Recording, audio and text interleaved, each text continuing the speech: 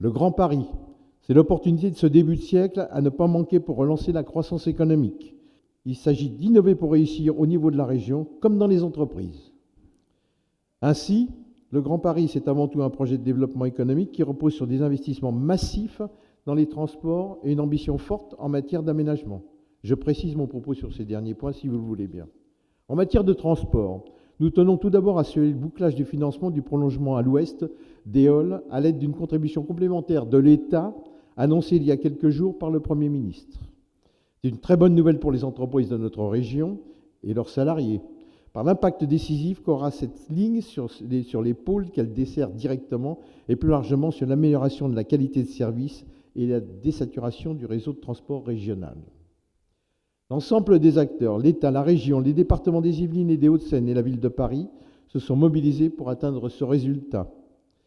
Les ressources de la Société du Grand Paris ont également été sollicitées de manière substantielle puisqu'elles contribuent à plus du quart du projet. Dès lors, quel sera l'impact sur les financements disponibles au sein de la Société du Grand Paris pour réaliser le reste de l'infrastructure du Grand Paris Express dans les délais prévus? C'est peut-être une question. Pour les entreprises, des enjeux sont élevés. Le Grand Paris des transports et les projets d'aménagement qui y sont liés sont un enjeu pour leur carnet de commandes, vous l'imaginez. C'est aussi un enjeu en termes de mobilité, de qualité de vie et d'attractivité vis-à-vis des salariés.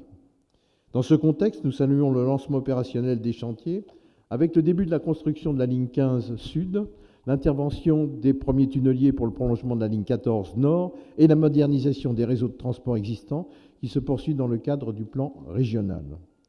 La Chambre de commerce et d'industrie de Paris-Île-de-France participe elle-même à cette dynamique en se positionnant dans un pôle d'ensemblier du monde économique. Elle a ainsi lancé en octobre 2015, en partenariat avec les fédérations professionnelles directement concernées, par les chantiers du Grand Paris par nature, le baromètre du Grand Paris des entreprises. Ce baromètre, dont le prochain numéro sortira en avril, vise à assurer un suivi précis de l'avancée des projets par des remontées de terrain issues directement des entreprises et des fédérations professionnelles. Il permettra ainsi d'alerter les pouvoirs publics sur tout risque de retard concernant les transports et les projets d'aménagement.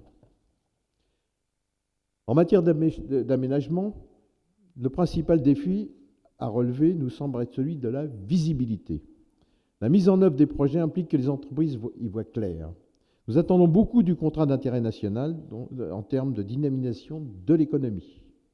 Nous espérons que cela viendra renforcer l'embellie constatée en 2015.